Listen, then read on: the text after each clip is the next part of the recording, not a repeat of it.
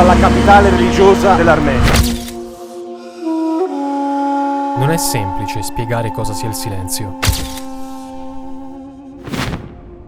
Per alcuni è semplicemente assenza di suono, per altri è sinonimo di tranquillità. Per gli armeni, invece, il silenzio è memoria, ma anche una condanna. Il popolo armeno sa bene cos'è il silenzio delle montagne, della neve, delle chiese, ma da ormai oltre un secolo non sa più cosa sia la pace. Gli è rimasto soltanto un lembo di terra, che chiamano patria, l'Armenia. Anche quello, però, rischia seriamente di scomparire per via di un nuovo grande gioco geopolitico.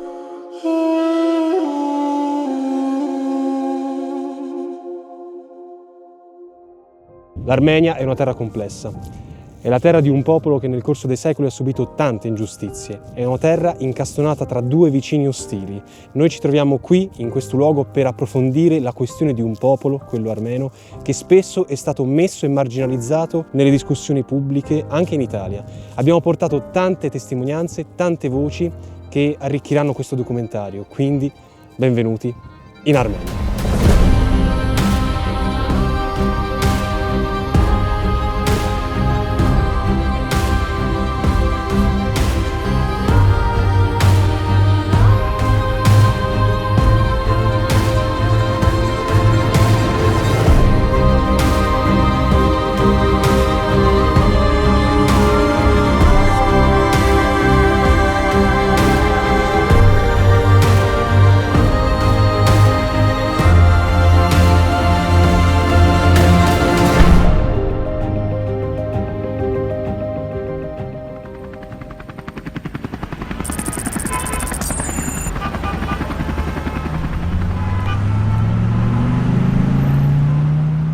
L'Armenia è un posto relativamente piccolo, ospita circa 3 milioni di abitanti ed è incastonato negli altipiani del Caucaso meridionale. La capitale è Yerevan e per arrivarci basta prendere un volo diretto dall'Italia, cosa che io e Giovanni abbiamo fatto con Luca, che ha organizzato per noi questo viaggio e tutte le interviste che vedrete. Yerevan è un luogo molto particolare dal fascino antico e sovietico. Infatti l'Armenia è stata parte dell'URSS per circa 70 anni, dal 1920 al 91. Tuttavia, per capire l'essenza del popolo armeno bisogna partire da un'altra città. In questo momento stiamo andando ad Etchmiadzin, che tra molte virgolette è considerata la Vaticano dell'Armenia, una religione che è differente rispetto a quella cattolica, la Chiesa Apostolica Armena, e oggi è domenica, stiamo andando ad assistere a una cerimonia. Quella che vedete qui di fronte è Etchmiadzin, chiamiamola la capitale religiosa all'interno dell'Armenia. E quello che vedete in questo momento è la conversione che nel 301 prese luogo in Armenia tra Tiridate III, re pagano, e San Gregorio, che effettivamente portò alla conversione del territorio armeno.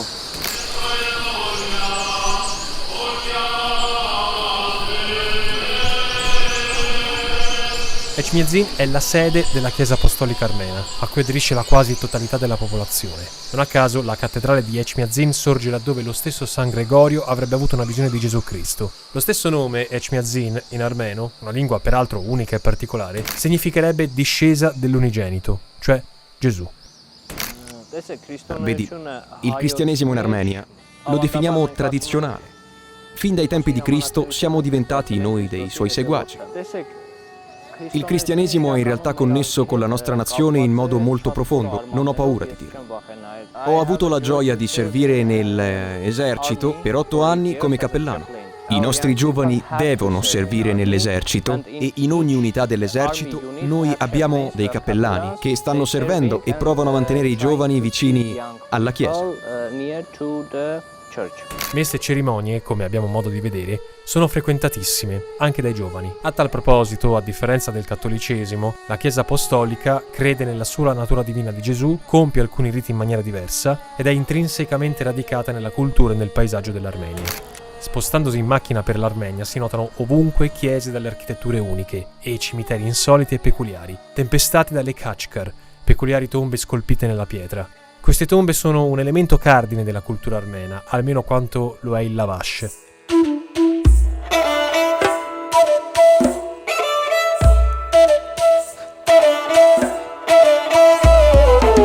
Il lavash è un pane fatto di soli 3 ingredienti: farina, acqua e sale, appiattito e cotto in dei caldissimi forni a pavimento, che viene utilizzato anche per l'Eucaristia. Allora, diciamo che la tradizione armena di fare il pane si è sviluppata con il lavash. Molti anni fa le nostre nonne, le mamme delle nonne, lo preparavano come pane. Il lavash non ha un ingrediente segreto. Non tutti hanno la capacità di fare il lavash, perché prima di impastarlo la gente deve amare questo lavoro. La cosa più importante è l'amore quando si prepara il lavash. È una cosa di famiglia. L'idea dell'unità familiare fa parte del lavash. Potremmo dire che la cultura armena si basa fortemente sulla comunità e sulla famiglia, accentuata a loro volta dal cristianesimo. Ad esempio, per gli armeni l'Armenia non si chiama Armenia, bensì Hayastan, cioè il paese di Haik. Haik è il leggendario fondatore della nazione armena e sarebbe un discendente diretto di niente meno che Noè, quello dell'arca. È la famiglia che fonda la Chiesa e sfortunatamente le circostanze dell'esilio fanno parte anche della nostra società e portano ad una rappresentazione spirituale, il che significa che la fede continua a vivere nella nostra nazione. La parola esilio non viene utilizzata casualmente in Armenia. Ciò che infatti qui ha cementato il valore religioso della comunità e l'identità stessa della popolazione è stato un tremendo crimine contro l'umanità, perpetrato ormai più di 100 anni fa, il genocidio armeno. Per parlarvi meglio della questione, che è molto delicata, visitiamo il Museo Memoriale del Genocidio Armeno, un imponente complesso che si trova su una delle colline di Yerevan. La storia, la memoria del genocidio è molto sentita nella società armena, ancora tutt'oggi. Circa il 60% della popolazione che ora vive in Armenia è erede delle vittime e dei sopravvissuti al genocidio. Il genocidio armeno è stata una campagna di uccisioni, deportazioni di massa e islamizzazione forzata condotta dal 1915 al 1916 da parte dell'allora impero ottomano e ha portato alla morte di 1,5 milioni di armeni. In quel periodo fu l'impero ottomano a costruire uno Stato nazionale, la Turchia per turchi, e in quello Stato non c'era posto per gli armeni e per altre minoranze cristiane. Questa affermazione richiede un contesto. Per il nazionalismo armeno esisterebbe un'Armenia storica, che comprende sia l'attuale Armenia, sia la cosiddetta Armenia occidentale, cioè la porzione nord-orientale della penisola anatolica, che attualmente appartiene alla Turchia. Difatti, in quest'area, prima del genocidio, vivevano circa 2 milioni di armeni. Secondo i giovani turchi, ossia la fazione nazionalista che aveva preso il potere a Istanbul, gli armeni andavano rimossi dall'Anatolia per questioni di sicurezza nazionale. Dei giovani turchi faceva parte anche Mustafa Kemal, il padre fondatore dell'attuale Repubblica di Turchia. Tuttora il governo turco nega che ci sia mai stato un genocidio ai danni del popolo armeno. Quanto al negazionismo, il genocidio è iniziato durante la sua attuazione, perché è stato adottato un intero sistema giuridico, ancora dall'impero ottomano, per dimostrare che quello che chiamano il trasferimento degli armeni, che era in realtà deportazione e marce della morte, era stato fatto per scopi bellici, e inoltre gran parte delle leggi sull'assimilazione forzata dei bambini armeni venivano presentate come atto umanitario. Ma chiaramente c'è una forte sofferenza da parte armena, una rabbia nei confronti di questo Stato erede di quello che ha commesso il genocidio e che non l'ha mai riconosciuto. Per la cronaca, nel 1915, Mehmet Talat, allora ministro degli esteri ottomano, scrisse testuali parole: «L'esistenza degli armeni deve terminare, per quanto tragiche possano essere le modalità, e non si dovrà fare attenzione né al sesso, né all'età, né tantomeno agli scrupoli di coscienza». Sono Angel Tevekelian, lavoro presso il Centro per la Memoria da 17 anni. Vorrei sottolineare che sono discendente di mio nonno, Manvel Tevekelian, che aveva 9 anni quando fu salvato dal genocidio. 5 membri della famiglia su 16 furono salvati. Mio nonno era stato portato nell'esercito turco per combattere contro l'esercito russo. Ma mia nonna ebbe 2 piccoli bambini, mio padre e mia zia. Sì, mio padre è nato nel 1911 e all'epoca aveva 3 anni. mentre mia zia ha 1 anno. Mia nonna li abbracciò entrambi. Tutta la gente fuggì sui monti. E per cosa? Per loro il futuro era sconosciuto. La Turchia ha conquistato la cosiddetta Armenia occidentale nel 1920 e nel processo ha strappato agli armeni anche il loro simbolo sacro, il monte Ararat. È sull'Ararat che, secondo la Bibbia, si sarebbe incagliata l'arca di Noè dopo il diluvio universale, e ricordiamo che è da Noè che discenderebbe Haik, il padre fondatore dell'Armenia. La beffa è che, pur trovandosi nei confini turchi, l'Ararat è altissimo, più di 5.000 metri, e quindi è ben visibile da Yerevan. Una delle grandi contraddizioni del confine tra Turchia e Armenia è data dal monte Ararat, proprio per la brevissima distanza che intercorre tra il punto in cui ci troviamo adesso e il monte, che saranno approssimativamente 3 km. Per gli armeni il monte Ararat è un luogo sacro, anche per la loro cultura. E il problema è che se volessero visitarlo dovrebbero fare un giro veramente lungo, dovrebbero andare in Georgia e poi rientrare in Turchia per farsi centinaia e centinaia di chilometri, ed è una cosa veramente assurda. Gli armeni non poterono fare nulla per riprenderselo, visto che la parte restante del loro paese cadde sotto il controllo sovietico. Fu allora che Yerevan divenne importante come capitale, e fu allora che venne costruito l'aeroporto, che ancora oggi serve per volare in Armenia. Simo, scusami, mi riuscireste a passare il reel di Instagram che dobbiamo pubblicare? Sì, però ho finito la connessione dati, quindi se vuoi te lo passo con il wifi dell'aeroporto. Ma non è che ti rubano tutti i dati dopo? Ma no, in realtà abbiamo la migliore virtual private network sul web, che è NordVPN, il partner di questo documentario. Mi aggancio al server dell'Italia, e che è uno dei tanti 6.000 e passa server che ha NordVPN, e passa la paura, ok? NordVPN infatti crittografa il vostro indirizzo IP e vi permette di geolocalizzarvi, evitando così che qualche malintenzionato provi a infettare il vostro cellulare o il vostro PC quando siete fuori casa, ma anche se state comodamente navigando dal vostro divano. Potrete così dire addio a malware, siti dannosi e truffe online. Per noi che viaggiamo per realizzare questi reportage, la protezione di NordVPN è fondamentale non solo in aeroporto, ma anche in hotel, e anche mentre lavoriamo per cercare informazioni e salvare le riprese fatte durante la giornata. Viaggiando molto potrete anche utilizzare Saily, la eSIM digitale di NordVPN. Con i suoi oltre 180 paesi a disposizione, e oltre a permettervi di installare la SIM digitale che vi servirà per connettervi a internet a giro per il mondo, evitando così altissimi costi di roaming o la trafila per acquistare una SIM locale, all'interno dell'app di Saily potrete anche cambiare la posizione virtuale, bloccare pubblicità, malware e phishing. Insomma, l'accoppiata NordVPN Saily è perfetta per chi viaggia tanto, che sia per lavoro o per turismo. In descrizione trovate il link che vi porterà all'offerta speciale NordVPN dedicata. Non abbiamo citato casualmente l'aeroporto. L'aereo permette agli armeni di evadere da una condizione che potremmo definire di prigionia geopolitica. L'Armenia confina con 4 paesi: Turchia, Georgia, Azerbaijan e Iran. Ma gli armeni possono entrare soltanto in 2 di questi: Georgia e Iran. Il confine con la Turchia è chiuso dal 93, quello con l'Azerbaijan dal 91. Nessun armeno può andare in Azerbaijan, perché altrimenti verrebbe arrestato. Al confine nessuno ci va. Il motivo è che, ufficialmente, Armenia e Azerbaijan sono in guerra. Una guerra silenziosa, che non fa notizia. L'oggetto della contesa, il Nagorno-Karabakh, fino a poco tempo fa noto come Repubblica dell'Artsakh.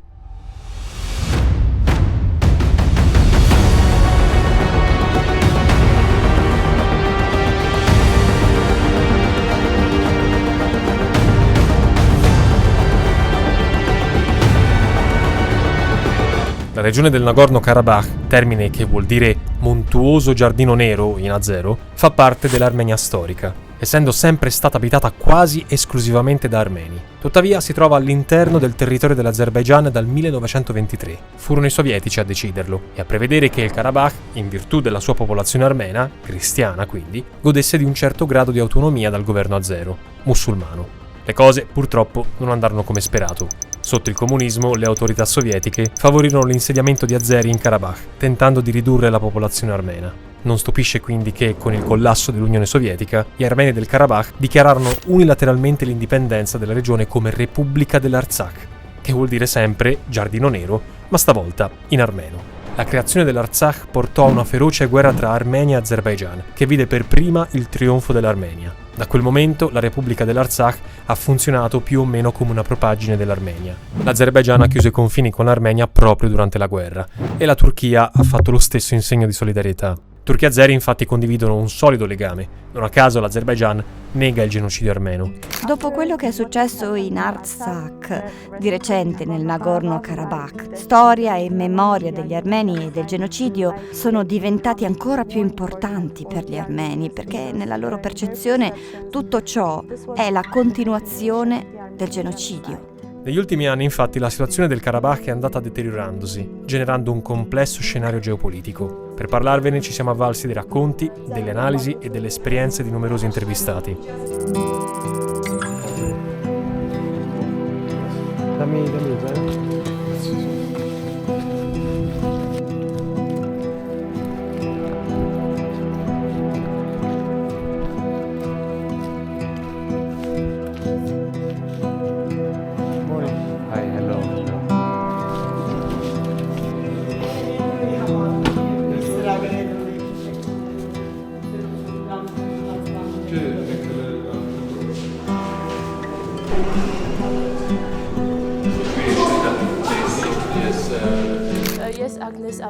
Mi chiamo Agnes Avanesian, vengo dall'Artsakh e ho 23 anni. Adesso vivo a Tatev, nel villaggio di Sunik.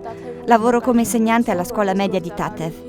Fino al 2020 la nostra vita in Artsakh era molto bella. Non ci preoccupavamo delle questioni globali, vivevamo in condizioni di grande pace e tranquillità.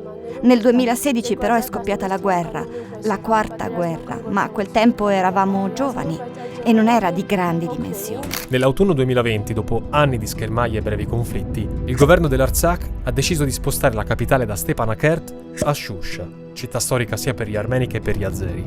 Allorché l'Azerbaigian, che da anni si stava preparando per riprendersi il Karabakh, ha attaccato la Repubblica dell'Artsakh, strappandoli il 70% del territorio in circa un mese e mezzo. Dopo le operazioni militari della guerra del 2020, avevamo degli studenti, le cui case erano state invase dall'Azerbaigian. E questi studenti erano già fuggiti in Armenia e avevano trovato casa in Armenia. Nel 2020, finita la guerra, siamo tornati in Artsakh dopo 10 giorni, pensando che saremmo stati in grado di continuare la nostra vita in tranquillità. Dal 2020 al 2023 abbiamo cercato di vivere in condizioni normali.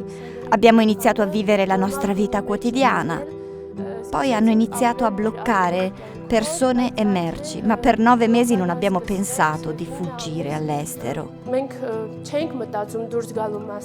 Nel 2022 l'Azerbaigian ha bloccato il transito di persone, cibo, merci ed energia tra l'Armenia e l'Artsakh, intrappolando 120.000 armeni. Nel settembre 2023 l'esercito azero ha invaso l'Artsakh, annettendolo e costringendo l'intera popolazione armena alla fuga in quello che è stato definito un atto di pulizia etnica. Ho iniziato a lavorare l'anno scorso, quando ci siamo trasferiti dall'Artsakh. A Luna, quando iniziò la guerra, ero sola a casa. Ero preoccupata per l'offensiva militare.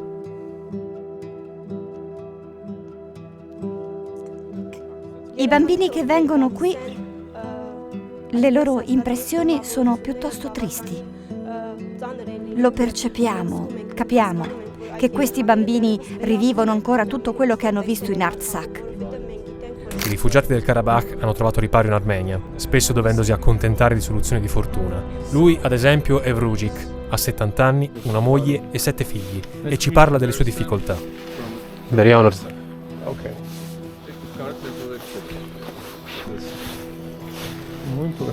Sì.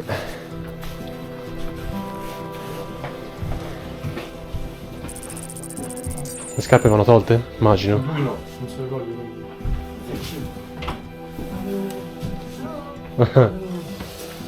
Hi. Hi. Hi.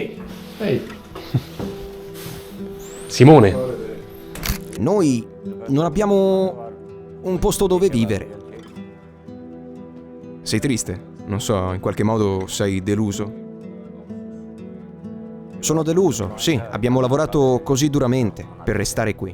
Guarda qui attorno, questa è un'altra storia. Siamo venuti tutti qui, vivo qui ma non lavoro. La situazione in Karabakh era molto grave. Se molti rifugiati dell'Artsakh non possono permettersi una vita dignitosa, è anche perché il loro afflusso ha avuto un significativo impatto anche sulla debole, benché diversificata, economia dell'Armenia. Qui il tasso di povertà si aggira sul 25% ed è difficile trovare lavoro. Quando ero al primo anno, i prezzi erano abbastanza normali, ma dopo la guerra, nel 2023, i prezzi sono aumentati molto, perché la gente dell'Artsakh è venuta in Armenia. Io sono venuta a Yerevan e vivo qui. Ricapitolando, negli ultimi 100 anni la cosiddetta Armenia storica si è ridotta alle dimensioni attuali e se oggi rischia di scomparire è perché si trova a giocare in solitaria una partita geopolitica decisamente più grande di lei, che ha visto tutta una serie di attori muoversi dietro le quinte del conflitto in Nagorno-Karabakh.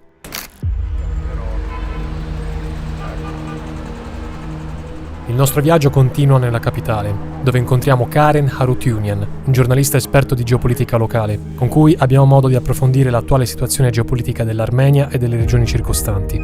Il mio nome è Karen Harutyunyan, sono il caporedattore di Civilnet. Civilnet è un organo di informazione indipendente in Armenia. L'Azerbaigian vuole che l'Armenia sia un debole stato fantoccio, per sempre.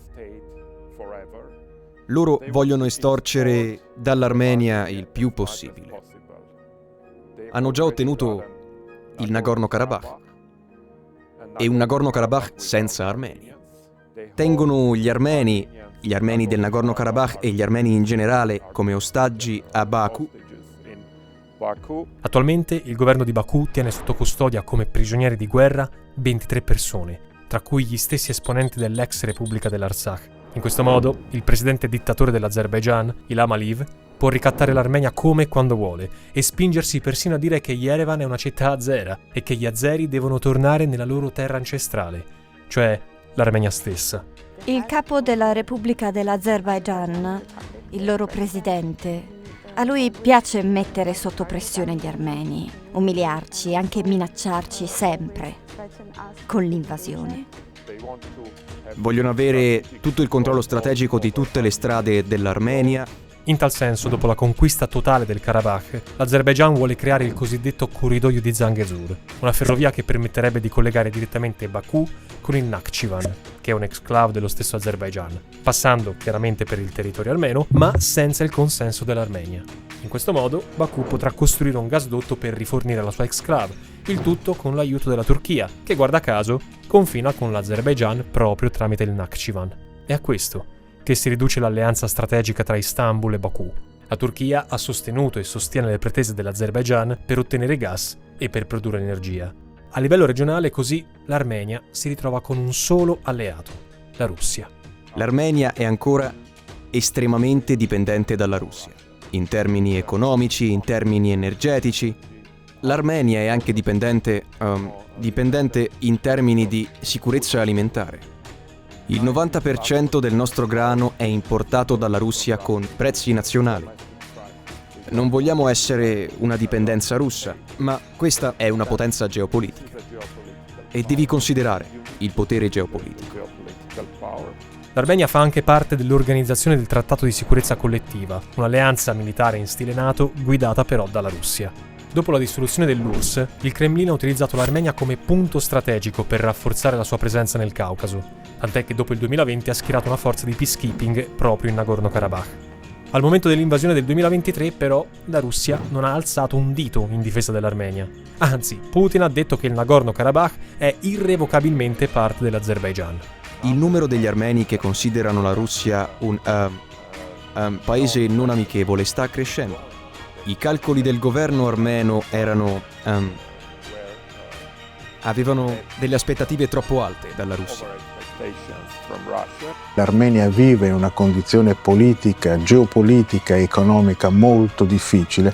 Non voglio dire che il genocidio sia scivolato indietro nella psicologia armena, ma sicuramente è schiacciata la percezione di questa tragedia dai tanti problemi che il paese ha attualmente e non ultimo quello di rischiare seriamente di scomparire dalla faccia della terra perché continua la minaccia non solo della Turchia ma anche dell'Azerbaigian.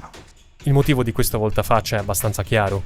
Dopo l'invasione dell'Ucraina e le sanzioni occidentali, indovinate a chi è che la Russia è andata a vendere il suo petrolio? Proprio all'Azerbaigian, che ha quadruplicato il suo import dal Cremlino. Così, valutando il nuovo contesto regionale, la Russia è rimasta neutrale.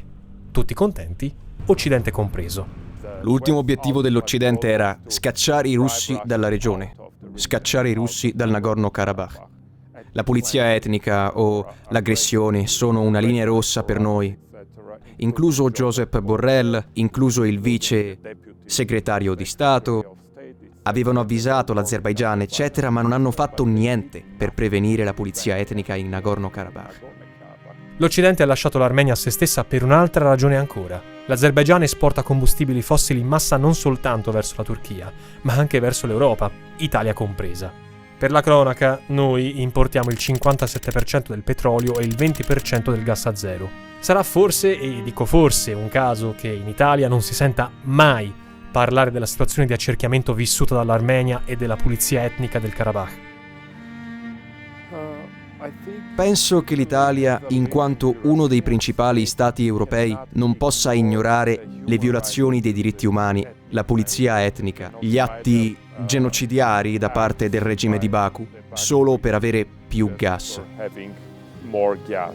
Il mio messaggio per tutte le persone, soprattutto agli italiani, sarà che abbiamo avuto un italiano molto importante durante il genocidio armeno, Giacomo Gorini, che lavorò attivamente in aumentare la consapevolezza sul genocidio armeno e sul tentativo di aiutare gli armeni. Quindi gli italiani sapevano del genocidio ed è importante che loro vengano a conoscenza ora dell'Armenia. Genocidio è una parola forte, ce ne rendiamo conto. D'altra parte, se nessuno parla di ciò che è successo e di quello che potrebbe succedere, all'Armenia sono rimaste ben poche speranze di sopravvivenza. Allora, ad essere onesti, vedendo com'è adesso la situazione, non ho molte speranze in Armenia. Ho tanti sentimenti, ormai non so più quando le giornate iniziano e finiscono. Se è vero che la storia si ripete, l'unica scelta possibile di fronte a un destino che sembra già segnato sarebbe quella di fuggire, andare a salvarsi da qualche altra parte, anche soltanto per migliorare le proprie condizioni economiche. Il fatto è, però, che molti armeni, i giovani, non la pensano così. Siamo il futuro dell'Armenia, siamo una seconda generazione. Sono una persona istruita e ho grandi speranze per il futuro. Innanzitutto dobbiamo rafforzare la nostra patria. E sono sicura che lo faremo in futuro. Spiego spesso ai miei studenti che abbiamo un dovere verso la nostra patria. Naturalmente i bambini non possono andare e stare al confine e prendere le armi. Il loro dovere è imparare bene e cercare di creare un buon futuro per il nostro paese, la nostra patria. Dopo la laurea, dopo il programma universitario, penso che potrei pensare di lasciare il paese, ma solo per studiare e tornare in Armenia. Non ho mai pensato di vivere in un altro paese e penso che l'Armenia abbia buone opportunità di sviluppo e di vivere in buone condizioni. Per quanto riguarda quello che possiamo fare noi, possiamo cominciare con il non voltare lo sguardo. Il nostro mondo, purtroppo, è pieno di soprusi. Con questo documentario non abbiamo voluto sopportare tesi irredentiste, ma dare una voce a chi non ce l'ha e restituire una memoria che non deve andare persa. Perché, vale la pena ricordarlo, nel 1939 Adolf Hitler, in procinto di compiere il genocidio che tutti noi conosciamo, pronunciò testuali parole. Dopotutto, chi è che oggi parla dell'annientamento degli armeni?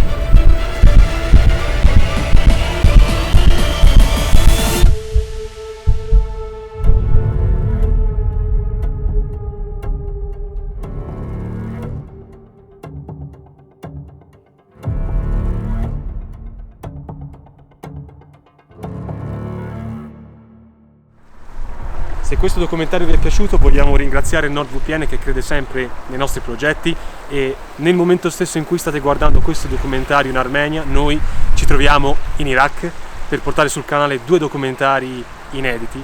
Non vediamo l'ora di portarli e di farvi conoscere un paese meraviglioso, meraviglioso come questa, come l'Armenia. Quindi grazie mille, per Aspera ad Astra.